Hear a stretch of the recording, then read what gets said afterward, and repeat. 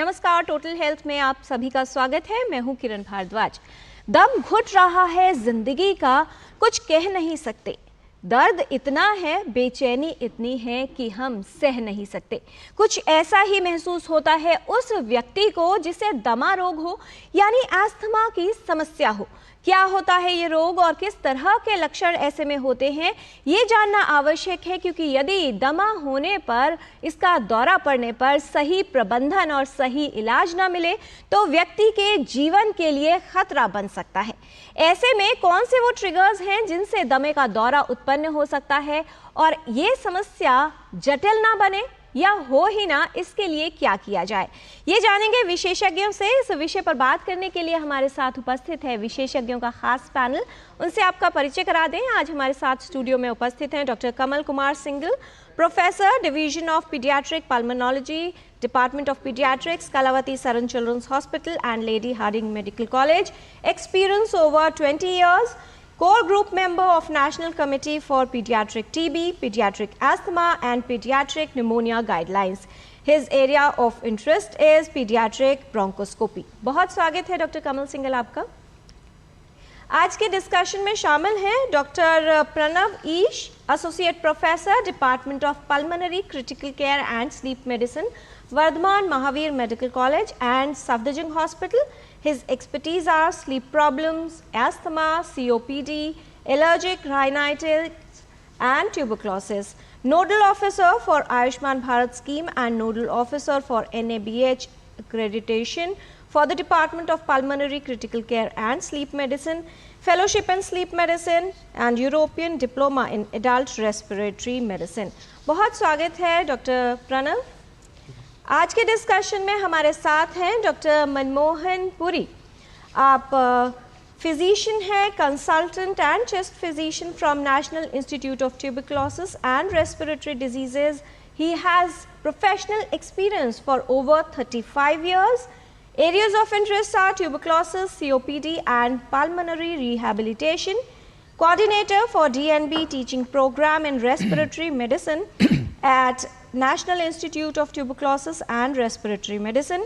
He has been honored with several awards and has numerous publications in national and international journals. बहुत स्वागत है doctor Manmohan Puri.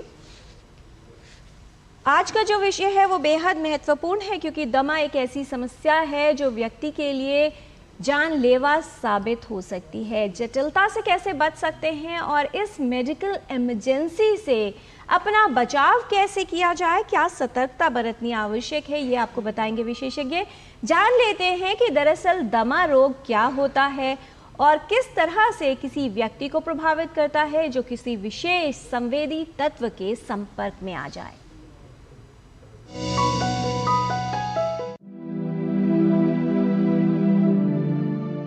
सांस लेने में तकलीफ या ऐसा एहसास किसी को भी बेचैन कर सकता है। यदि आपको भी इस तरह की समस्या है तो ये दमा यानी अस्थमा हो सकता है। दमा फेफड़ों का एक रोग है जिसके कारण व्यक्ति को सांस लेने में कठिनाई होती है। दमा होने पर किसी विशेष संवेदी तत्व के संपर्क में आते ही व्यक्ति की श्वास नलिकाओं में सूजन आ जाती है। इस कारण से श्वसन मार्ग सिकुड़ जाता है और व्यक्ति को सांस लेने में समस्या और कई लक्षण उत्पन्न हो सकते हैं। हर व्यक्ति के लिए दौरा उत्पन्न करने वाले कारक यानी ट्रिगर्स अलग हो सकते हैं। धूल, मिट्टी और धुआं, परागकण, पशुओं के रेशे, प्रदूषण, रासायनिक गंध, धूम्रपान करना, ठंडी हवा या मौसम में बदलाव, व्यायाम, अत्यधिक मानसिक तनाव, सुगंध या परफ्यूम, सर्दी, जुकाम या संक्रमण और कुछ दवाएं, इन सभी कारकों से दमे का दौरा उत्पन्न हो सकता है। कुछ लोगों में ये समस्या आनुवंशिक भी होती है। दमा रोग को जड़ से समाप्त नहीं किया जा सकता, लेकिन इसके लक्षणों को नियंत्रित रखा जा सकता है, वो भी लंबे समय तक और सरलता से। दवाओं को सही समय पर लेना उपयोगी सिद्ध हो सकता है। साथ ही दमा रोगी के लिए ट्रिगर्स यानी वो कारक जो दमे का दौरा उत्पन्न कर सकते हैं, उनसे बचाव करना भी महत्वपूर्ण होता है। सही समय पर सही इलाज, जीवन शैली में बदलाव और जागरूकता, इन सभी से दमा यानी अस्थमा को नियंत्रित करना संभव हो सकता है। किरण भारद्वाज, डीडी न्यूज।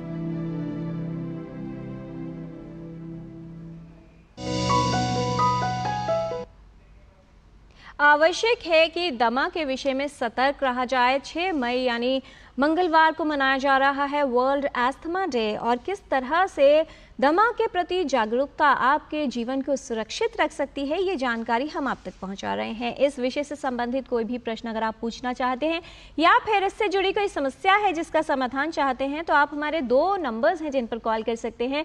011 है दिल्ली का STD कोड जो आपको लगाना है, नंबर है 23097648 एंड 23097671। आप अपने प्रश्न ईमेल भी कर सकते हैं ddnews@totalhealth@gmail.com पर। आइए समझ लेते हैं कि कितनी बड़ी है ये समस्या और कैसे इसका सामना किया जा सकता है और कैसे किया जा सकता है इसका सही और उचित प्रबंधन। सबसे पहले डॉक्टर मनमोहन पुरी, अगर इस समस्या की बात की जाए, इससे जुड़ी चुनौतियों की बात की जाए, भारत के परिप्रेक्ष्य में क्या देखते हैं, कितनी आम समस्या है और क्या है इसका प्रभाव उस व्यक्ति के जीवन पर, उसके परिवार के जीवन पर जो इससे प्रभावित होता है? जैसे मैंने अभी आपने पूछा कि इसका क्या प्रभाव है हमारे समाज में, हमारे देश में, तो हमारी जो जनसंख्या के हिसाब से जी, ये ज़्यादातर बीमारी शुरू तो बचपन में ही होती है, बच्चों में होती है, और उसके बाद बच्चों में ये बीमारी जो है इलाज करने से ठीक हो जाती है। और ये देखा गया है कि 4 अगर बच्चों को ये अस्थमा है तो बड़ा होते होते उनमें से 3 ठीक हो जाते हैं, और उनको फिर कभी कभी ऐसा कोई सिम्टम आता है, नहीं तो ठीक हो जाते हैं।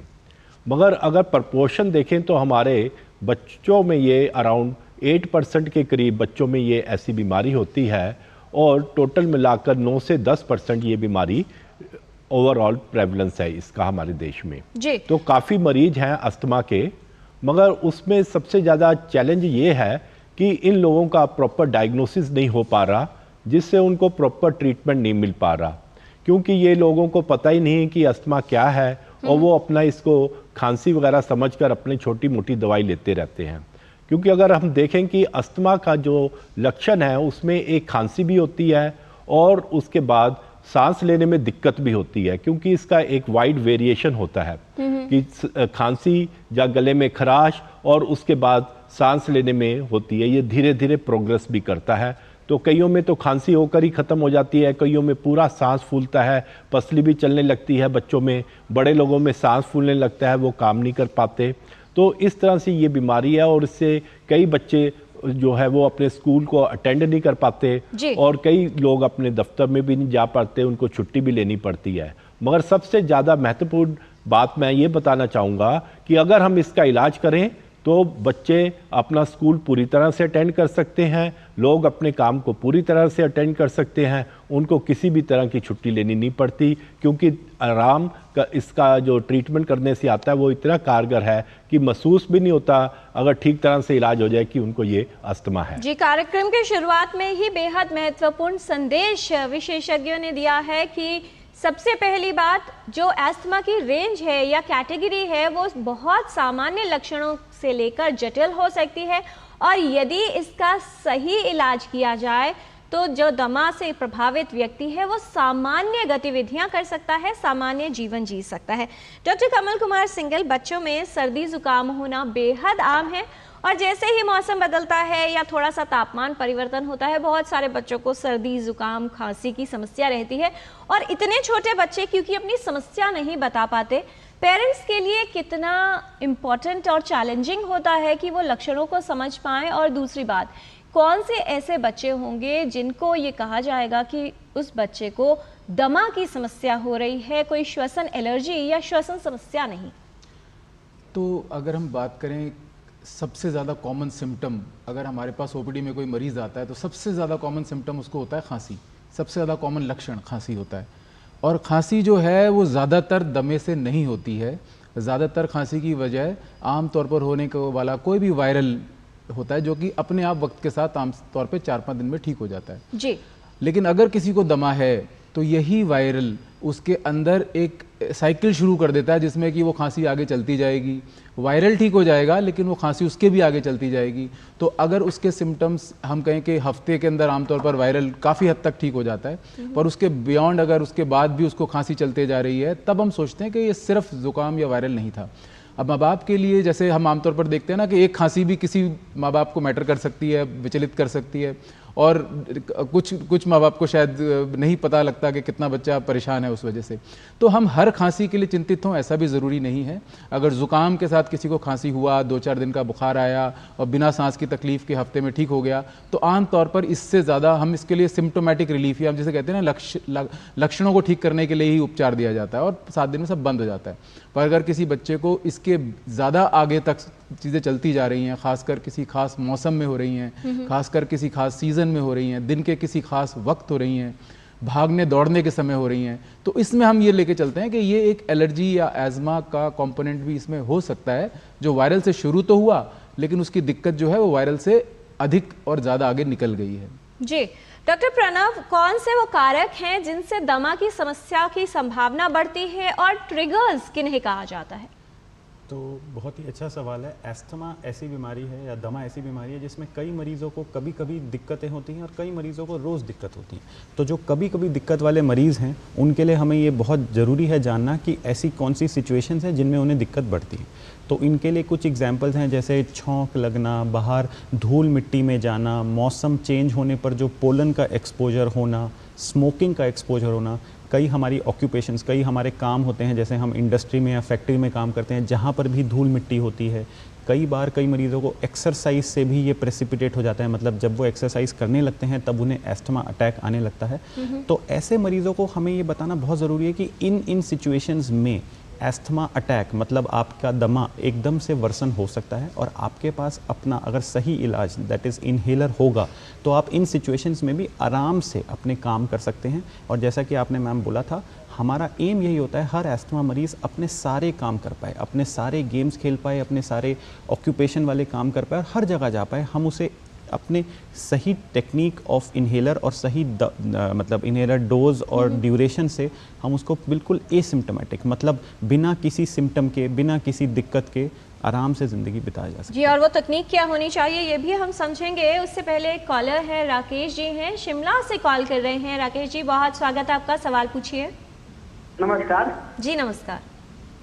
मेरा 2 प्रश्न है डॉक्टर साहब से। जी, पहला प्रश्न ये है कि जिसको मोटापा है उसका वो दमा हो सकता है, और दूसरा प्रश्न ये कि हमारे शिमला में जो है तापमान कम रहता है, क्या कम टेम्परेचर में क्या दमा का शिकार हो सकते हैं लोग? जी डॉक्टर मनमोहन सिंह, 2 प्रश्न हैं और दोनों ही महत्वपूर्ण हैं। मोटापे का इससे क्या संबंध है डॉक्टर पुरी, और दूसरा कि अगर ठंडी जगहों पे जो लोग रहते हैं उनके ऊपर कितना प्रभाव, क्या वो अधिक खतरे में होते हैं दमा होने के?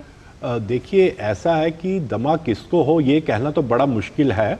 मोटे बहुत लोग हैं मगर सबको नहीं होता। सबसे पहले कि अस्थमा होने का कुछ जेनेटिक कारण भी होते हैं, मगर वो भी जेनेटिक कारण भी पता लगाने बड़े मुश्किल होते हैं, क्योंकि रिसर्च में पता लगा है कि 100 से ज़्यादा जीन ऐसे हैं जो अस्थमा से रिलेटेड है।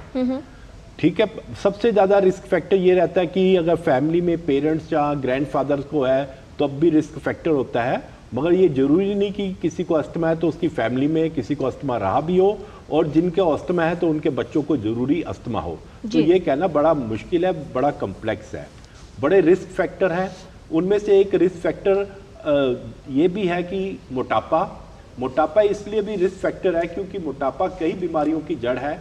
मोटापा आदमी जो उनसे वो भाग नहीं सकता, और अस्थमा सांस लेने की तकलीफ है, तो इसलिए मोटापा भी इससे रिलेटेड है। ये देखा गया है कि मोटे लोगों में भी अस्थमा का प्रोपोर्शन थोड़ा ज्यादा होता है जी। और जो ये कहना मुश्किल है कि ये एक ही कारण है। जी डॉक्टर पुरी, जो दूसरा प्रश्न था कि क्या ठंड से या कम तापमान अगर रहता है उससे भी प्रभाव होता है, किसी सामान्य व्यक्ति को क्या खतरा बढ़ सकता है दमा होने? हाँ, इसके लिए मैं ये आपको बताऊंगा कि जो ठंडी हवा है, अगर हम ठंडी हवा के संपर्क में आते हैं तो हमारे नाक में, गले में थोड़ी सी सिकुड़न सी होती है, तो इससे कई लोगों को तो नाक में पानी आना शुरू हो जाता है, राइनाइटिस हो जाती है। और जो अस्थमा वाले लोग होते हैं उनको जब वो ठंडी एकदम हवा में आते हैं तो उनकी सांस की नलियाँ सिकुड़ जाती हैं, जिससे उनको अटैक हो जाता है। मगर ये उन्हीं को होता है जिनका अंडरलाइंग अस्थमा की बीमारी होती है, हर किसी को नहीं होता ठंड से। मगर ये है कि ये एक रिस्क फैक्टर है, ये ट्रिगर फैक्टर है, इससे ट्रिगर हो जाता है। यानी अगर दमा की समस्या है तो वो उत्पन्न हो सकती है या बढ़ सकती है, लेकिन उसमें व्यक्ति को पहले से यदि दमा हो तो। डॉक्टर कमल कुमार सिंगल, बहुत सारे ईमेल्स हमारे पास आ गए हैं। सुजाता जी का ईमेल है, वो कह रही हैं कि उनके बच्चे की एज है 2.5 साल और उसको एलर्जिक राइनाइटिस की समस्या है, बार बार जुकाम होता रहता है। क्या इसको आगे चलकर दमा होने की शिकायत हो सकती है या संभावना हो सकती है? कभी कभी सांस भी फूलता है उस बच्चे का। तो एक 5 साल से कम उम्र के बच्चे में एस्मा का डायग्नोसिस बनाना या उस बीमारी को एस्मा का नाम देना आसान नहीं होता, क्योंकि ये वो एज ग्रुप है जो प्ले स्कूल में जाना शुरू करता है, स्कूल्स में भी जाना शुरू करता है। तो इसमें इन बच्चों को आमतौर पर एक दूसरे से ज़ुकाम इतना कॉमन होता है कि महीने में एक बार, 2 महीने एक बार इनको ज़ुकाम भी लगा रहता है, और एक बार शुरू हो तो हफ्ता 10 दिन इनमें ले लेता है। तो ये एक विशेषज्ञ ही हैं जो ये बता पाएंगे कि इसको एज़मा है या ये इसको बार बार ज़ुकाम हो रहे हैं, जो कि आमतौर पर प्ले स्कूल्स और इन सब में बच्चों को आमतौर पर बार बार हो जाते हैं। जिस बच्चे को नाक की एलर्जी है, अब हम कह रहे हैं कि ज़ुकाम अगर होगा तो उसमें भी सिम्टम वही होंगे कि नाक बह रही होगी, छींकें आएंगी, खांसी आएगी, लेकिन आमतौर पर वो हफ्ते में ठीक हो जाएगा। पर अगर किसी को नाक के सिम्टम्स इसके बियॉन्ड या इससे आगे चलते जा रहे हैं, जैसे कि नाक जाम रहना, नाक चलते रहना, नाक में खुजली रहना, तो ये सारे लक्षण हैं कि इसको सिर्फ वायरल नहीं है, इसको नाक की एलर्जी है। किसी भी मरीज़ को अगर एलर्जी है तो अगर एक से ज़्यादा एलर्जी के सिम्टम आ जाएं तो हम कहते हैं कि चांसेस को उसको एज़मा होगा ज़्यादा बढ़ जाते हैं।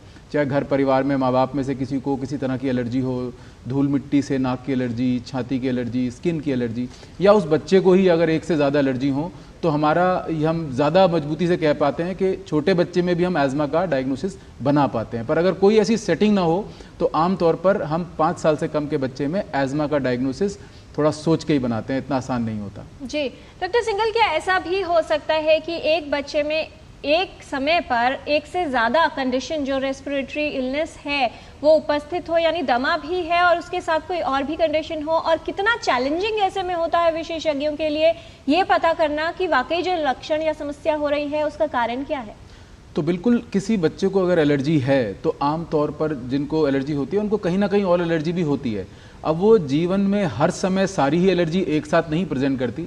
कभी होता है कि स्किन की एलर्जी कभी ज़्यादा दिख रही है, कभी नाक की दिख रही है। पर एलर्जीज़ होती हैं कि जिनको एज़मा है उनमें से एक बड़े प्रोपोर्शन को नाक की एलर्जी भी होती है।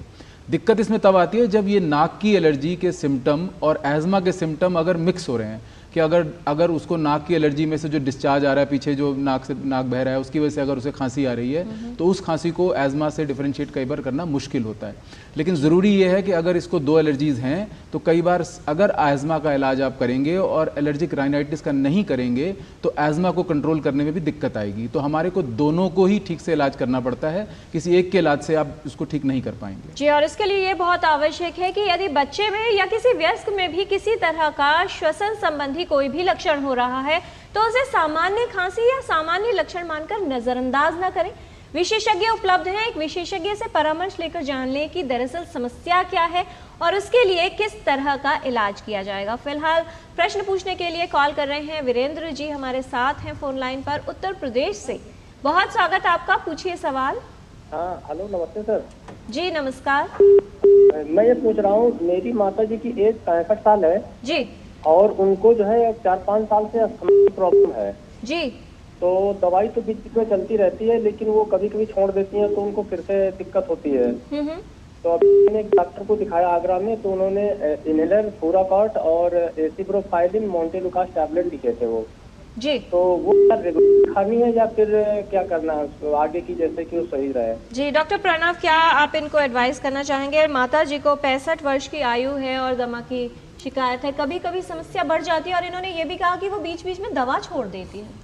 तो सबसे पहली बात तो अगर आपकी बीमारी एस्थमा है तो आपको अपना इन्हेलर जो आपको एडवाइस करा है वो रेगुलर लेना है।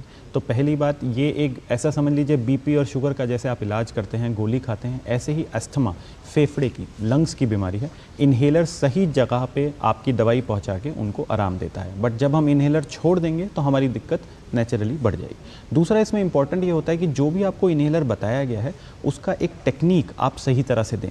बच्चों में और बुज़ुर्ग लोगों में ये टेक्निक कई बार बहुत मुश्किल होती है सीखनी, इसीलिए हम एज डॉक्टर भी अपनी क्लिनिक में, अपनी ओपीडी में मरीज़ों को समझाते हैं और रिश्तेदारों को भी समझाते हैं ताकि घर जाके वो सही टेक्निक से इन्हेलर ले पाएँ।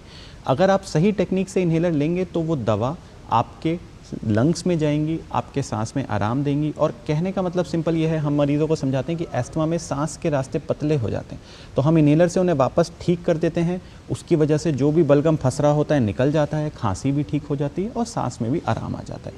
बाकी जो आपको दवाइयाँ दी हैं वो अपने डॉक्टर के हिसाब से आप मतलब कुछ समय के लिए दी जाती हैं, बट इन्हेलर एक ऐसी दवाई है जो जनरली आपकी रेगुलर चलेगी और आपका डॉक्टर जब तक बंद ना करे या उसे कम ना करे, आपको उसे खुद बंद या कम नहीं करना चाहिए। जी, और किस तरह की सावधानियां दमा के रोगियों के लिए उपयोगी हो सकती है ये भी विशेषज्ञ बताएंगे। यहाँ पर लेते हैं छोटा सा ब्रेक। आप देखते रहिए डीडी न्यूज़, हम जल्द लौटते हैं और ब्रेक के बाद जानेंगे कि इन्हेलर्स का सही प्रयोग करने का तरीका क्या है और कौन सी सावधानियां हैं जो दमा रोगी के जीवन को बेहतर और सुरक्षित रख सकती हैं।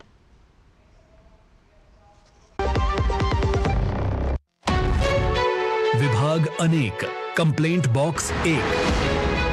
किसी भी सरकारी दफ्तर, विभाग या बैंक से जुड़ी शिकायत के लिए pgportal.gov.in पर जाएं, रजिस्टर करें, संबंधित विभाग चुनें, शिकायत दर्ज करें और ट्रैकिंग आईडी नोट करें। एसएमएस या ईमेल पर एक्नॉलेजमेंट पाएं और शिकायत का जवाब सीधे मंत्रालय से प्राप्त करें। अब तक 1 करोड़ 12 लाख से अधिक भारतीयों ने भरोसा जताया। सीपी ग्राम्स, आपकी हर शिकायत का हल। अभी शिकायत दर्ज करें pgportal.gov.in।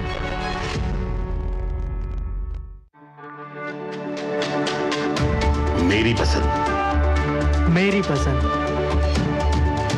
मेरी पसंद, मेरी पसंद,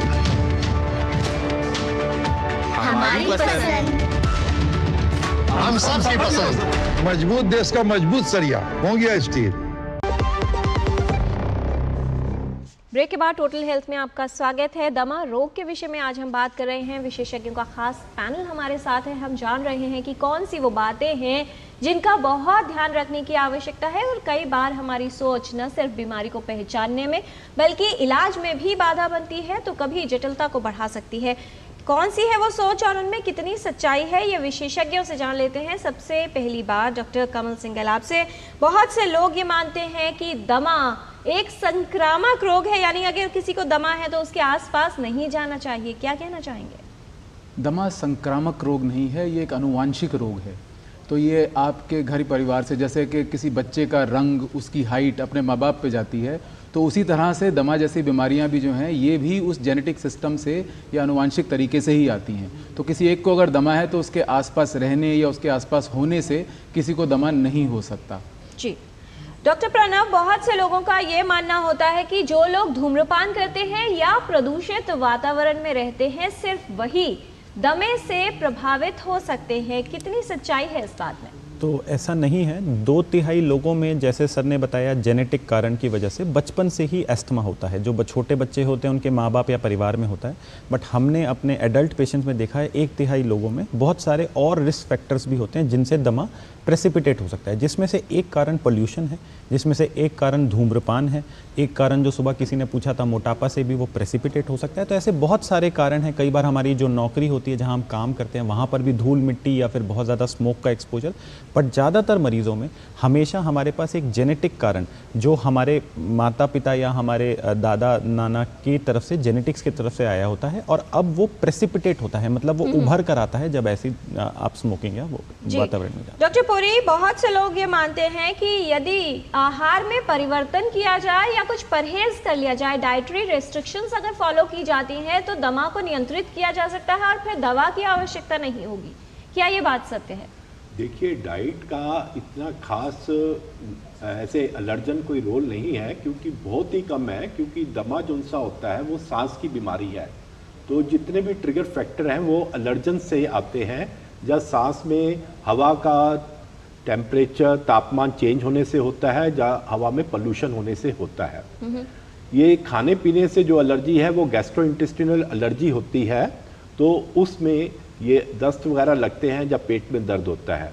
तो एज सच खाने का इतना नहीं है, मगर हाँ कुछ ऐसे केसेस हैं जिनको बहुत रेयरली हमने देखा है, तो उसके अंदर कभी कभी निकल आता है कि कोई चीज़ खाने से उनको स्किन की भी एलर्जी हो जाती है, अर्टिक एरिया वगैरह भी हो जाता है, तो थोड़ा बहुत होता है मगर वो पता लग जाता है, वो मगर इतना नहीं है। मगर ये है कि हाँ अपने लंग्स को प्रोटेक्ट करने के लिए एक आहार ऐसा खाना चाहिए जो पौष्टिक हो, और उस पौष्टिक आहार के अंदर एंटीऑक्सीडेंट जैसे कहते हैं तो विटामिन्स होने चाहिए हैं, तो वो आपके रोजमर्रा की सब्जियां जो सी होती हैं, फल फ्रूट होते हैं, उनको खाने से आप ये अपने आप को प्रोटेक्ट कर सकते हैं, जिसके अंदर विटामिन्स भी आते हैं, एंटीऑक्सीडेंट्स भी आते हैं। अगर आप अपना खाना जैसे मौसम के हिसाब से जो सब्जियां आ रही हैं, जो फल आ रहे हैं, या जहाँ की जैसी उपज है, गेहूं है, राइस है, मिलेट्स है, जो भी आप खाते हैं वो पौष्टिक खाते हैं, तो जरूर उससे आपके लंग्स ठीक रहते हैं। लेकिन ऐसा नहीं है कि आपको दमा का रोग है और आप ये समझ लें कि सिर्फ आपने कुछ ठंडी चीज़ें बंद कर दी हैं, कुछ परहेज कर लिया है तो आपको इलाज की आवश्यकता नहीं है, क्योंकि ऐसा करना आपके लिए जीवन के लिए खतरा साबित हो सकता है। डॉक्टर प्रणव, हम लोग बात कर रहे थे कि जितना मेडिकेशन लेना इम्पॉर्टेंट है उतना ही ज़रूरी है सही टेक्निक से। बहुत से लोग हैं जो इन्हेलर का प्रयोग तो करते हैं, लेकिन जो दवा है वो सही तरीके से फेफड़ों तक पहुंच जाए, इसके लिए टेक्निक कितनी इम्पॉर्टेंट है और किस तरह से जो सही तरीका है वो क्या होना चाहिए इन्हेलर के प्रयोग का? हमने ऐसा स्टडीज़ में पाया है कि आधे मरीज़ हमारे गलत तरीके से इन्हेलर लेते हैं, चाहे हम उन्हें कितनी बार भी सिखाएं। तो आजकल हम इस सिचुएशन को इम्प्रूव करने के लिए खुद एज अ डॉक्टर अपने मरीज़ों को सिखाते हैं, उनके रिश्तेदार जो साथ में आते हैं उन्हें भी टेक्निक सिखाते हैं, और आजकल बहुत ज़्यादा सोशल मीडिया पे और बहुत जगह आपको वीडियोस भी मिल सकती हैं जहां आपके सामने हम देख पा रहे हैं इन्हेलर है, तो क्यों ना यहीं पर सही तकनीक क्या होनी चाहिए वो बता दी जाए, किस तरह से इन्हेलर का प्रयोग किया जाए। तो सबसे पहली बात, बहुत तरह के इन्हेलर आते हैं मार्केट में, सारे इन्हेलर डिवाइसेस सही होते हैं अगर आप उसे सही तरीके से इस्तेमाल कर पा रहे हो। ऐसा कुछ नहीं होता कि एक इन्हेलर डिवाइस बहुत अच्छा है और एक बहुत बुरा। जो आपका डॉक्टर आपको इन्हेलर टेक्निक समझा पाए और जो आप एज अ मरीज़ उस इन्हेलर को ढंग से यूज़ कर पाओ, वो ही बेस्ट इन्हेलर है आपके लिए। सबसे कॉमन मार्केट में जो इन्हेलर्स आते हैं उन्हें MDI बोला जाता है, that is meter dose inhaler. इनमें एक खुराक होती है जो मीटर होके मतलब सही खुराक हर डोज पे आती है। तो इसका सिंपल टेक्निक है, हमने उसको 10 स्टेप्स बना के अपने डिपार्टमेंट में सिखाया हुआ है। पहला स्टेप हमारा है कि हम उसका इन्हेलर का ढक्कन हटाएंगे और इन्हेलर को शेक करेंगे। शेक करने से वो दवा उसमें मिक्स हो जाती है। उसके बाद हम दूसरा स्टेप है सांस पूरा अपना बाहर छोड़ेंगे। तीसरा स्टेप है हम अपने इन्हेलर को अपने स्पेसर में लगाएंगे। चौथा स्टेप है हम अपने मुंह पर इस स्पेसर को इन्हेलर के साथ लगाएंगे, होठों से अच्छी तरह दबाएंगे। पांचवा स्टेप है हम इस इन्हेलर को ऊपर से प्रेस करेंगे तो इसकी दवा इस स्पेसर में आ जाएगी। छठे स्टेप में हमने पहले सांस बाहर छोड़ी हुई है, तो अभी हमारा फेफड़ा खाली है, हम एक पूरी गहरी सांस भरेंगे अंदर, उससे हमारी दवा मुंह के रास्ते फेफड़े में चली जाएगी। सातवां स्टेप है हमें 5 से 10 सेकंड सांस रोकनी है। इसका अहम यह है कि हमारी दवा जो फेफड़े में गई है वो वहीं रहे। आठवां स्टेप है हम धीरे धीरे नाक से बाहर सांस छोड़ेंगे। नौवां स्टेप, अगर हमें दूसरा डोज लेनी है, मतलब हमें 2 खुराक बताई गई हैं, 2 पफ, तो हम कभी भी दोनों पफ एक साथ नहीं लेंगे। एक पफ पूरा लेने के बाद उससे 2 से 5 मिनट बाद दूसरी खुराक लेंगे।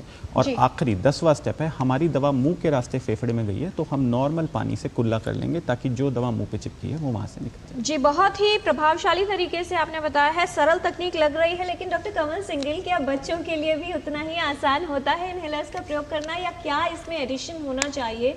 क्योंकि बच्चे शायद उतनी एक्यूरेसी से ना सिर्फ ब्रीद इन भी कर सकते हैं, क्या ध्यान रखना है?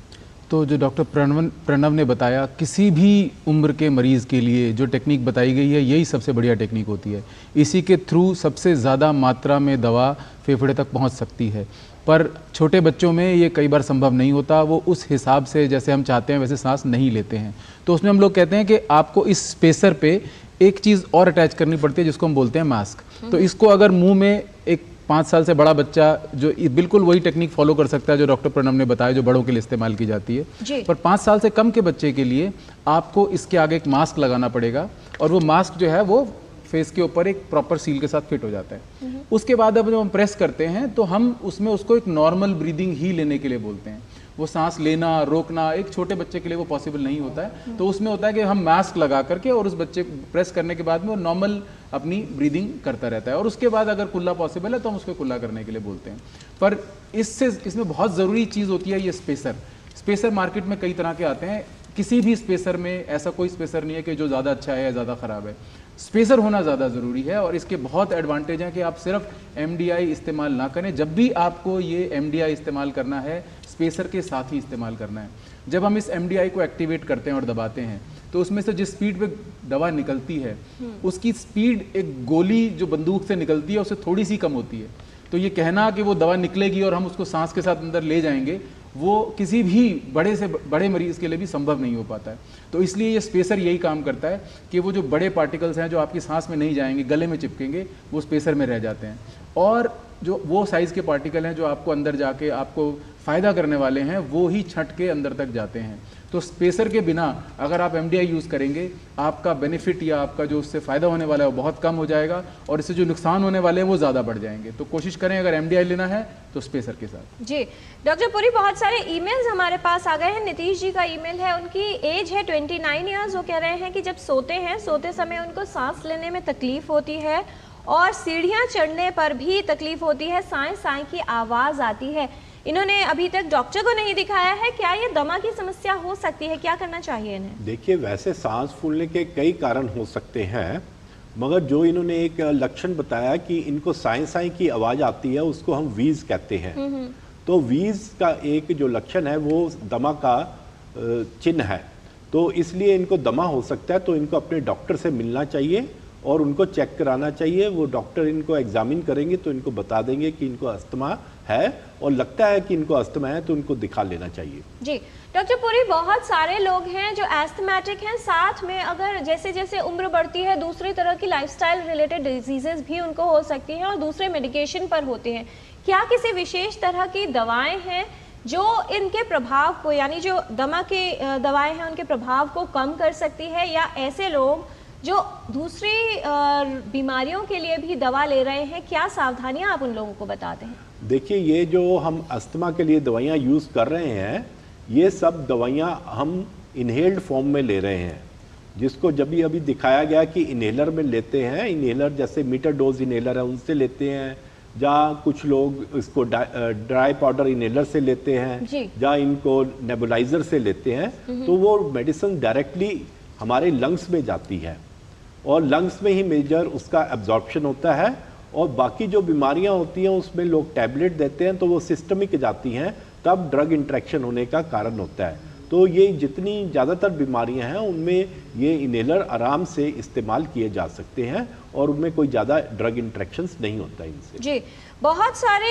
तरह की दवाओं का प्रयोग होता है एस्थमा को ठीक करने के लिए। डॉक्टर कमल सिंघल, क्या दवाओं के प्रभाव से या रोग के प्रभाव से बच्चों को उनकी डेवलपमेंट में, ग्रोथ में, ओवरऑल जो उनकी हेल्थ है उस पर किसी तरह का प्रभाव पड़ सकता है? क्योंकि अगर लंबे समय तक दवाएं प्रयोग की जा रही हैं और अगर उनमें स्टेरॉइड्स भी शामिल हैं, किस तरह से समझाना चाहेंगे कि कितनी सेफ है, कितनी सुरक्षित हैं दवाएं? और अगर बच्चे इस तरह की दवाओं पर हैं जो दमा के लिए लेनी पड़ रही हैं और बहुत फ्रीक्वेंटली ले रहे हैं, क्या सावधानियां रखनी चाहिए? तो मैं शुरुआत इससे करूंगा कि आम तौर पर जिस डोज को हम देते हैं एज़मा के इलाज के लिए, इनका कोई भी ऐसा साइड इफ़ेक्ट नहीं है जो कि बहुत ज़्यादा लंबे समय तक चले या लंबा हो या जिसका कि बहुत बड़ा दुष्प्रभाव हो। तो सबसे ज़रूरी बात यह है कि MDI जो सबसे कॉमनली, सबसे जिसे कहते हैं सबसे प्रभावी दवाई है इस इस्तेमाल के लिए, वो सबसे सेफ़ भी वही है। तो इसके दुष्प्रभाव की आप ज़्यादा चिंता ना करें। दुष्प्रभाव आता है अगर हम किसी बहुत ही सीवियर एज़मा के मरीज़ में बहुत ही ज़्यादा हाई डोज इस्तेमाल कर रहे हों तो उसमें दुष्प्रभाव आता है, वरना आम तौर पर दुष्प्रभाव इस तरह के होते हैं कि किसी की हाइट पे कुछ फ़र्क पड़ सकता है। लेकिन मैं ये सब इसलिए नहीं बोलना चाहता हूँ कि ये बहुत ही अनकॉमन है। बहुत सीवियर फॉर्म के डिजीज़ में जिसमें कि बहुत हाई डोज हो उसमें ये होता है, लेकिन आमतौर पर जो डोजेज़ दी जाती हैं आप ये लेके चलिए कि इससे सेफ़ और इससे प्रभावी कोई और इलाज अस्थमा का नहीं है। जी, और अगर नहीं लेंगे तो उससे ज़्यादा दुष्प्रभाव हो जाएंगे, क्योंकि तब बात होगी आपके जीवन की। फिलहाल एक कॉलर है हमारे साथ दिल्ली से फ़ोन लाइन पर। स्वागत आपका, सवाल पूछें। जी मैम नमस्कार। जी नमस्कार मैम, मैं ये पूछना चाहता हूँ कि मैंने अपना एलर्जी लेवल चेक कराया था तो मेरा एलर्जी लेवल 1000 प्लस में गया था जी। तो मैं ये क्या जानना चाह और मैं उसके लिए मुझे डॉक्टर ने एडवाइस किया था मैं मोन्टेक बीएल लेने के लिए। तो क्या मोन्टेक बीएल डेली लेने से कोई नुकसान और क्या 1000 एलर्जी लेवल है तो क्या वो दमा है या नहीं है? जी डॉक्टर प्रणव। तो इसमें सबसे पहली बात, आपका जो टेस्ट हुआ था वो IgE, एक शरीर में इम्यूनोग्लोबिन होता है जो बढ़ा हुआ आया है। इसका मतलब आपको एलर्जी है, बट किस चीज़ से इसमें ये नहीं आता है। हो सकता है ये अस्थमा की वजह से हो सकता है ये एक कीड़े की इन्फेक्शन की वजह से हो सकता है आपको स्किन की एलर्जी हो सकता है आपको सिर्फ खांसी जुकाम हो। तो इसमें सबसे ज़रूरी होगा अपने डॉक्टर को दिखाकर, अगर अस्थमा है तो वो एक आपकी छाती सुनेंगे और एक फूंक की जांच जिसे PFT कहते हैं वो करेंगे। अभी जो आपको दवाई बताई गई है वो एक एलर्जी की गोली है, वो आप कुछ समय तक खाएं, जैसे 5 से 10 दिन, बहुत लंबे समय तक हम ऐसी गोलियां एडवाइस नहीं करते हैं। उसके बाद आप अपने डॉक्टर को दिखाएं और वो आपको आगे बताएंगे। ऐसा हो सकता है कि आपको अस्थमा है, और अगर ऐसा है तो मैं जैसे अभी हमने डिस्कस करा, ऐसी बीमारी में फिर हम आपको इनहेलर एडवाइस करेंगे। तो बेस्ट यही होगा कि अपने डॉक्टर से एक बार जाके आप मिलें इसके। जी डॉक्टर पुरी, हमने जब कार्यक्रम की शुरुआत में बात की थी, आपने बहुत स्पष्टता से बताया कि अगर किसी को दमा है तो माइल्ड से लेकर सीवियर तक हो सकता है। कैसे कोई व्यक्ति जाने कि किसी को दमा का अटैक पड़ रहा है, अस्थमा अटैक है, और ऐसे में अगर व्यक्ति को अभी तक लेबल नहीं किया गया यानी पहली बार है, तो उसका मैनेजमेंट कैसे होना चाहिए?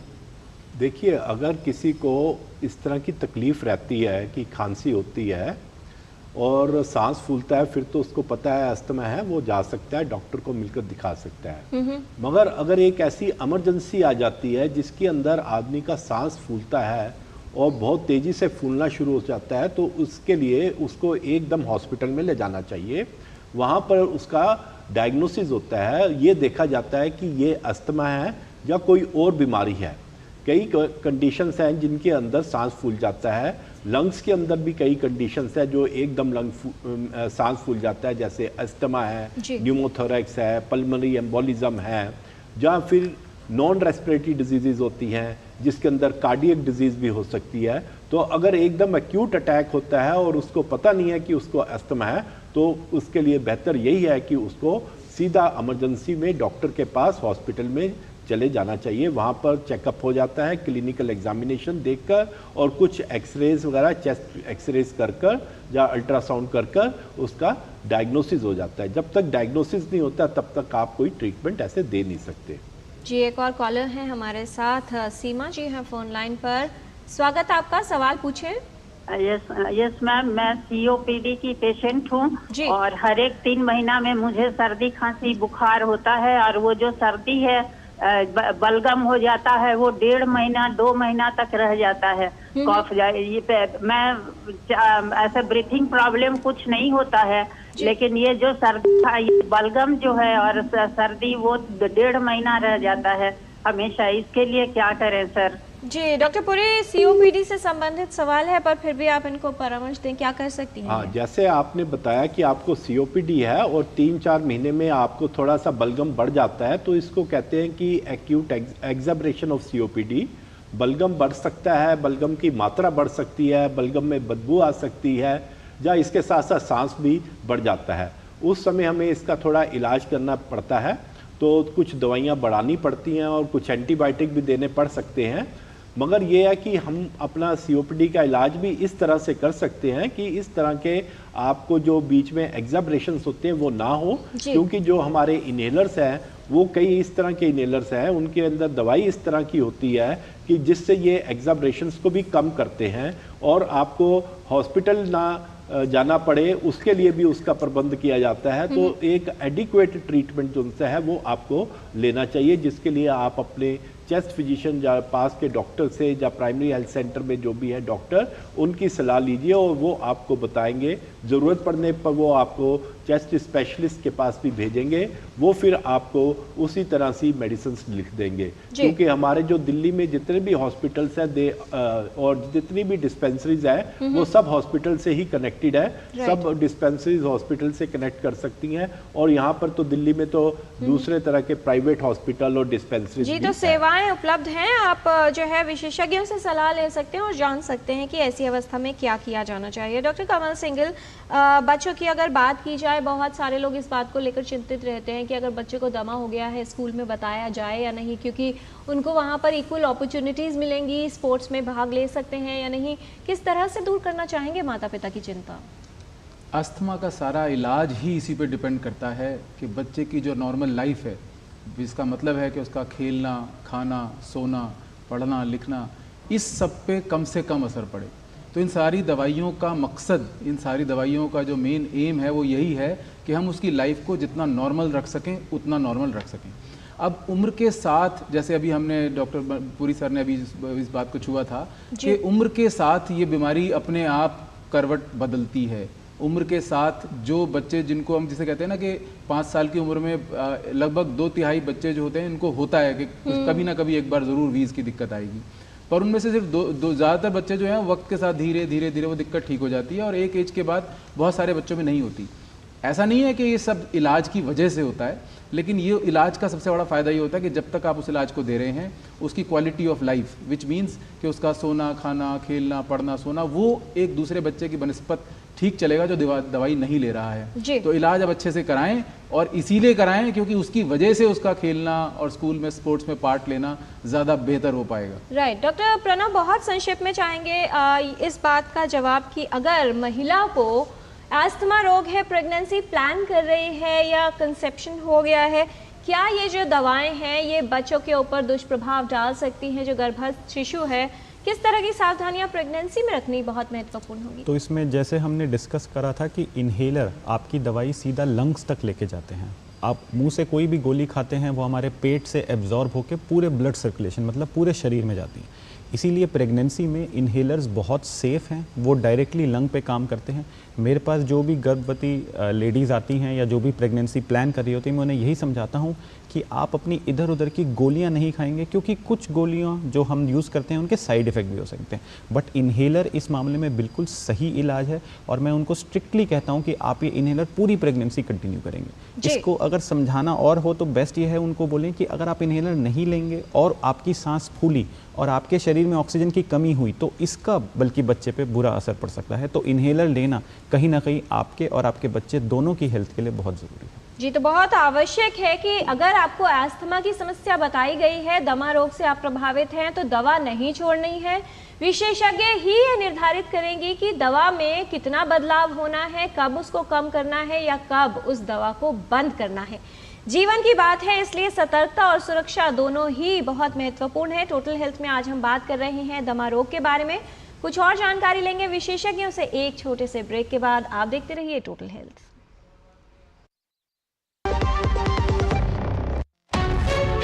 विभाग अनेक, कंप्लेंट बॉक्स 1। किसी भी सरकारी दफ्तर, विभाग या बैंक से जुड़ी शिकायत के लिए pgportal.gov.in पर जाएं, रजिस्टर करें, संबंधित विभाग चुनें, शिकायत दर्ज करें और ट्रैकिंग आईडी नोट करें। एसएमएस या ईमेल पर एक्नॉलेजमेंट पाएं और शिकायत का जवाब सीधे मंत्रालय से प्राप्त करें। अब तक 1 करोड़ 12 लाख से अधिक भारतीयों ने भरोसा जताया। सीपी ग्राम्स, आपकी हर शिकायत का हल। अभी शिकायत दर्ज करें pgportal.gov.in। जब धरती चीर कर निकलता है लोहे का पत्थर और मिलता है मोंगिया के जोश से, फिर तपता है, पिघलता है और बनता है फौलाद। अब होता है सरिया सारी खूबियों के साथ। मोंगिया स्टील, मजबूत देश का मजबूत सरिया। ब्रेक के बाद टोटल हेल्थ में आपका स्वागत है। दमा रोग के विषय में आज हम बात कर रहे हैं। विशेषज्ञों का खास पैनल हमारे साथ, doctor Kamal Kumar Singal, doctor Pranvish, doctor Manmohan Puri. और अब समय है विशेषज्ञों से कुछ और जानकारी लेने का। रैपिड फायर क्वेश्चंस राउंड के माध्यम से छोटे सवाल और बहुत छोटे जवाब। पहला सवाल डॉक्टर सिंगल आपसे कि क्या अगर परिवार में किसी को दमा रोग हो तभी बच्चों में ये समस्या हो सकती है? आमतौर पर अगर परिवार में किसी को समस्या होती है तो बच्चों में इस समस्या के होने के चांस ज़्यादा होते हैं, पर ज़रूरी नहीं है कि हर बार मिले, पर इसके चांस ज़रूर ज़्यादा होते हैं।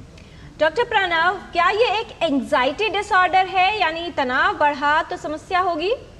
एस्थमा एक ऐसी बीमारी है जिसमें सांस के रास्ते पतले होते हैं, उसके ट्रिगर्स होते हैं जिससे एस्थमा अटैक प्रेसिपिटेट होता है। उसमें से एंजाइटी एक कारण है। तो अगर हमें कभी भी एंजाइटी होती है तो chances of having asthma attack मतलब एस्थमा वर्सन होने की चांस बढ़ जाती है। डॉक्टर पुरी, क्या एस्थमा एक एलर्जी है, यानी खुद ही आती है और खुद ही चली जाती है? एस्थमा एक एलर्जिक डिसीज़ है और इसमें बहुत सारे एलर्जेंस हैं जिनके एक्सपोजर से अस्थमा होता है, जिससे सांस की नलियों में सूजन आ जाती है और सांस लेने में दिक्कत होती है। जी डॉक्टर सिंगल, क्या हर सांस फूलने की समस्या दमा रोग है? हर सांस फूलने की समस्या दमा रोग नहीं होती है। बहुत सारी वजह हैं जिनमें सांस फूलता है, दमा उनमें से एक है, पर यस सबसे ज़्यादा कॉमन वजहों में से एक आता है। जी डॉक्टर प्रणव, अगर व्यक्ति को वीजिंग या सीटी जैसी आवाज़ नहीं आ रही तो मान लिया जाए कि उसको दमा नहीं है? ऐसा नहीं है। सीटी जैसी आवाज़ आना ये इंडिकेट करता है कि अभी हमारी सांस बहुत ज़्यादा फूल रही है। माइल्ड एस्थमा, जो मरीज़ जिनको थोड़ी सी दिक्कत होती है, बहुत ज़्यादा चलने पे या सीढ़ियाँ चढ़ने पे दिक्कत होती है, ऐसा हो सकता है उन्हें सीटी जैसी आवाज़ ना आए। एक डॉक्टर को दिखाना और एक लंग फंक्शन टेस्ट कराना हमें मदद करेगा ऐसी बीमारी में डायग्नोसिस बनाने में। डॉक्टर पुरी, क्या दमे का अटैक सिर्फ रात को ही होता है? नहीं, ऐसा नहीं है। दमे का अस्थमा का अटैक कभी भी हो सकता है, मगर ये देखा गया है कि ज़्यादातर अस्थमा अर्ली मॉर्निंग में वर्सन होता है, तो उस टाइम थोड़ी सी तकलीफ ज़्यादा होती है। जी डॉक्टर सिंगल, बहुत से लोग ये मानते हैं कि अगर बच्चों में दमा है तो कुछ ना करें, अपने आप उम्र के साथ ठीक हो जाएगा। नहीं, ऐसा नहीं है कि उम्र के साथ ठीक हो जाएगा। आप अगर उसको उस समय तकलीफ है, उस समय उसकी तकलीफ को दूर करना ज़्यादा ज़रूरी है। वक्त के साथ कैसा होगा उस दिन वो कोई भी नहीं बता सकता, तो वक्त ही बताएगा। पर उस समय अगर उसको दिक्कत है तो उसको उसकी दिक्कत को दूर करना ताकि अपनी नॉर्मल ज़िंदगी जी सके, वो ज़्यादा ज़रूरी है। डॉक्टर प्रणव, इनमें से क्या दमे के दौरे को ट्रिगर कर सकता है? ठंडी हवा, ठंडा तापमान या धूल मिट्टी? तो ये सारे ही ट्रिगर्स हैं। इसके अलावा बहुत सारे ट्रिगर्स हैं जो हम अपने एस्थमा मरीज़ को बताते हैं। इन ट्रिगर्स से अवॉइड करने से हम एस्थमा अटैक को प्रिवेंट कर सकते हैं। एस्थमा को पूरी तरह ठीक नहीं, बट एस्थमा को वर्सन होने से या मरीज़ को सांस फूलने की दिक्कत से हम प्रिवेंट कर सकते हैं। कौन सी जांच से दमा की पहचान की जाती है डॉक्टर पुरी? सबसे जो कॉमन जांच है जिसको हम करते हैं उसे लंग फंक्शन कहते हैं, स्पायरोमीट्री। उसमें मरीज को एक ट्यूब में फूकना होता है और उससे एक ग्राफ आता है, उसकी रीडिंग करके पता लग जाता है कि उसको एयरवे ऑब्स्ट्रक्शन है या नहीं, और फिर उसके बाद दवाई वगैरह देने से उसकी रिवर्सिबिलिटी चेक करके डायग्नोसिस इस्टेब्लिश हो जाता है। जी डॉक्टर सिंगल, क्या बच्चे अगर लगातार दमे की दवाएं लेते हैं तो कुछ समय के बाद ये दवाएं बेअसर होने लगती हैं?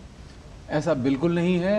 हाँ, दवाइयाँ ये वक्त के साथ में किसी बीमारी का ऊपर और नीचे होना ये उसके शरीर या उसके अनुवांशिक बीमारी के ऊपर डिपेंड करता है। इलाज उसको फॉलो करता है, उसको शैडो करता है। अगर सिम्टम करीब कम होंगे तो दवाई कम हो जाएगी, सिम्टम बढ़ेंगे तो दवाई बढ़ाई जाएगी, पर दवाई की वजह से बेअसर हो जाए ऐसा नहीं। डॉक्टर प्रणव, क्या दमा के लिए उपयोग होने वाली दवाएं एडिक्टिव होती हैं या इनकी लत या आदत पड़ सकती है? ऐसा बिल्कुल भी नहीं है। मैं अपने मरीज़ों को समझाता हूँ, हमारा इनहेलर हमारे चश्मे की तरह है। अगर हमें कम दिखता है हम चश्मा पहनते हैं और उस समय ठीक दिखता है। तो अगर हमें सांस फूल रही है हम इनहेलर लेंगे, हम ठीक रहेंगे। इसमें ऐसा कोई भी दवाई या तत्व नहीं है जिसकी आदत पड़ेगी या जिससे नशा होता है। डॉक्टर पुरी, क्या अगर दमे का अटैक आ रहा है सिर्फ उसी समय ही दवा लेने की आवश्यकता है, उसके बाद या उससे पहले नहीं? दमे के ही दो तरह की दवाइयाँ हैं, एक होती है रिलीवर, दूसरी होती है प्रिवेंटर। रिलीवर तो उसी टाइम ज़रूरत पड़ती है जब आपको अटैक आ रहा है, और प्रिवेंटिव मेडिसिन वो हैं जो दमे के अटैक को आने से रोकता है, तो इसलिए उनका प्रयोग करना चाहिए। अस्थमा के पेशेंट को लगातार डॉक्टर की सलाह से वो बताते हैं कि कितनी डोज देनी है और कब देनी है और कब डोज को कम करना है और कब बंद करनी है। डॉक्टर सिंगल, बच्चों में, छोटे बच्चों में नेबुलाइजेशन करना ही सबसे उत्तम तरीका है दमे को ठीक करने का, कंट्रोल करने का? आमतौर पर अब जितनी भी एविडेंस है, ये जो MDI जो मैं बार बार दिखा देता हूँ, ये MDI ही सबसे बेहतर इलाज है। इवन जब इमरजेंसी में आते हैं हम लोग, जब सिक होता है बच्चा ज़्यादा, तब भी इसका ये ज़्यादा कारगर होता है किसी नेबुलाइजर से। तो आमतौर पर ये किसी से कम, किसी भी स्थिति में चाहे ज़्यादा हो चाहे कम हो, ये बेहतर तरीका है इलाज का। डॉक्टर प्रणव, अगर किसी को कुछ समय तक कोई लक्षण ना हो या दमे का दौरा ना आए तो दवाएं अपने आप ही बंद की जा सकती हैं? तो दवा कभी भी अपने आप बंद नहीं करनी है, लेकिन हम मरीजों को बोलते हैं एक चार्ट बनाएं कि कब कब उन्हें दिक्कत होती है, और उस हिसाब से हम अपनी OPD में धीरे धीरे पहले इसकी खुराक कम करते हैं और फिर दवाई बंद करने की सोचते हैं। लेकिन इनहेलर बंद मरीज कभी भी अपने आप ना करें, उसकी हेल्थ के लिए बहुत ज़रूरी है। डॉक्टर पुरी, वैक्सीनेशन कराना चाहे निमोनिया के लिए हो, इन्फ्लुएंजा के लिए हो, क्या दमा रोगी को दमा में भी लाभ पहुंचा सकता है? दमा के रोग का एक्यूट एग्जामिनेशन, एक्यूट अटैक होने का सबसे ज़्यादा प्रमुख कारण है वायरल इलनेसेस, और फ्लू मेडिसिन जो फ्लू वैक्सीनेशन इसलिए रिकमेंड की जाती है जिससे कि उनको इसका अटैक कम हो और उसका प्रभाव कम हो, जिससे अस्थमा का भी अटैक कम हो जाएगा जी। और निमोनिया की भी वैक्सीन इसलिए क्योंकि निमोनिया भी एक रेस्पिरेटरी ट्रैक्ट डिजीज़ है, तो उसकी भी रिकमेंडेशन दी जाती है। These recommendation based upon the age, हर एज के हिसाब से ये अवेलेबल है जी। डॉक्टर प्रणव, एक सवाल था, उसको हम चाहेंगे यहीं पर शामिल कर लें, आप अपना संदेश दे दें। और साथ ही ये एक प्रश्न था, शीना का प्रश्न था कि क्या आइसक्रीम, ठंडी चीज़ें, मूली, दही दमा के रोगी नहीं खा सकते, और साथ ही क्या संदेश आप हमारे व्यूअर्स को तो सबसे पहली बात, फूड एलर्जी इंडिया में बहुत अनकॉमन है। बाहर के देशों में नट्स जैसे मूंगफली की एलर्जी बहुत कॉमन होती है, इंडिया में इतना कॉमन नहीं है। दूसरी बात, एस्थमा मरीजों में, दमा मरीजों में खाना खाने से हमने पाया है काफ़ी स्टडीज़ में भी बहुत ज़्यादा दिक्कत नहीं होती, इसलिए हम अपने मरीज़ को ऐसा कभी भी एडवाइस नहीं करते ये खाएं ये ना खाएं। हाँ, अगर आपको ठंडी चीज़ें खाने से, ठंडी हवा से दिक्कत बढ़ती है तो हम उनको एडवाइस कर सकते हैं कि ये चीज़ें कम मात्रा में करें, अवॉइड करें। ठंडी हवा में जाएं तो मास्क पहनें, बहुत ठंडी चीज़ें कम मात्रा में खाएं। बट मेरे हिसाब से एक, जैसे सर ने सुबह बताया था, पुरी सर ने, एक प्रॉपर पोषण, एक प्रॉपर न्यूट्रिशनस डाइट हमें हमेशा लेनी चाहिए। और साथ ही साथ मैम, मैं अपने टेक होम मैसेज 2-3 अगर बोलना चाहूँ। सबसे पहली बात, दमा एक ऐसी बीमारी है जो मरीज़ और उसके रिश्तेदारों को नहीं पता, तो हमारा ये बहुत ज़रूरी है सबको समझाना कि दमा बहुत कॉमन बीमारी है, दिल्ली में 4 से 10% लोगों को। दूसरी बात, इन्हेलर इसका सही इलाज है, इसके लिए हमें कोई एडिक्शन पोटेंशियल नहीं होता, कोई सोशल स्टिग्मा नहीं रखना चाहिए। जब हम डिफिब्रिलेटर्स हर जगह लगा सकते हैं हार्ट मरीजों के लिए, तो हम नेबुलाइजर या इन्हेलर क्यों नहीं लगा सकते? जी। डॉक्टर पुरी, क्या कहना चाहेंगे सभी दमा के रोगियों के लिए जो थोड़े से चिंतित भी रहते हैं, असमंजस में भी रहते हैं, और सोशल स्टिग्मा को लेकर भी जो बात है? देखिए, दमा से घबराने की ज़रूरत नहीं है, प्रॉपर इलाज से आप अपनी पूरी एक्टिविटी कर सकते हैं। और सबसे ज़्यादा ज़रूरी है कि जैसे ही अस्थमा के लक्षण किसी को पता लगते हैं या खांसी होती है तो अपना डायग्नोसिस कराकर इलाज शुरू करना चाहिए। और ट्रीटमेंट, इनहेल्ड कॉर्टिकोस्टेरॉइड सबसे बढ़िया दवाई है, इसके लिए उससे कभी परहेज नहीं करना चाहिए, वो लेना चाहिए। और आपको धूम्रपान नहीं करना और ना धूम्रपान वाले के पास बैठना है, और खांसते हुए अपने मुंह पर कपड़ा जरूर रखना चाहिए। जी। डॉक्टर सिंगल, बच्चों के सामने एक लंबा जीवन होता है, और अगर दमा से प्रभावित हैं, क्या संदेश रहेगा आपका, किस तरह से उनके जीवन को सामान्य और बेहतर बनाए रखा जा सकता है? तो अच्छे से जो आप डॉक्टर ने जो इलाज बताया, आप इलाज लें, परहेज़ करें। तो जैसे मैं कहूँगा, एस्मा एक सिर्फ शारीरिक बीमारी नहीं है, इसकी मनस्थिति का भी बहुत ज़रूरी होता है। तो खुश रहें, खुश रखें, जो दवाई आपको दी गई है उसको ज़रूर लें, पर दवाई की जितना ही ज़रूरी है कि जिनसे आपको दिक्कत हो रही है, ट्रिगर्स, एलर्जन, उनको अवॉइड करें। हमेशा एमडीआई स्पेसर के साथ करें। आपको ऐसे समझिए कि हर स्पेसर, एमडीआई के कुछ बेनिफिट्स हैं, कुछ फ़ायदे हैं, लाभ हैं और कुछ नुकसान हैं। तो स्पेसर एक तरह से वो सारे जो नुकसान है वो अपने अंदर ही रख लेता है और आपके बेनिफिट्स आपको देता है ज़्यादा। जी, बहुत धन्यवाद इस तमाम जानकारी के लिए doctor Puri, doctor Pranav, doctor Singal, आप सभी का। विशेषज्ञों ने विस्तार से बताया है कि किस तरह से दमा से होने वाली जटिलताओं की संभावना को आप कम कर सकते हैं। अगर किसी तरह के ट्रिगर्स की पहचान हो जाती है, उनसे आपको दूर रहना है, और सबसे महत्वपूर्ण बात, अपने डॉक्टर स्वयं ही नहीं बनना है, क्योंकि ये आपकी ज़िंदगी को, आपके जीवन को खतरे में डाल सकता है। सही इलाज और सही मार्गदर्शन के साथ सावधानी और सतर्कता दमा के साथ भी आपके जीवन को सुरक्षित रख सकती है, जटिलताओं की संभावना को कम कर सकती है। इसीलिए अपने जीवन, अपने स्वास्थ्य के प्रति सतर्क रहें, और सेहत को बेहतर करने के लिए, स्वास्थ्य को बेहतर करने के लिए एक स्वस्थ जीवन शैली अपनाइए। स्वास्थ्य के टोटल हेल्थ जो है एक ऐसा माध्यम है जिससे हम आप तक स्वास्थ्य संबंधी जानकारी पहुंचाते हैं। आप अपने रिएक्शंस हमें ईमेल पर दे सकते हैं, साथ ही हमारे एक्स हैंडल पर भी आप कमेंट्स कर सकते हैं। आज के कार्यक्रम में इतना ही। टोटल हेल्थ के माध्यम से जानकारी का यह सिलसिला ऐसे ही जारी रखेंगे। हमारी पूरी टीम को दीजिए अनुमति। नमस्कार।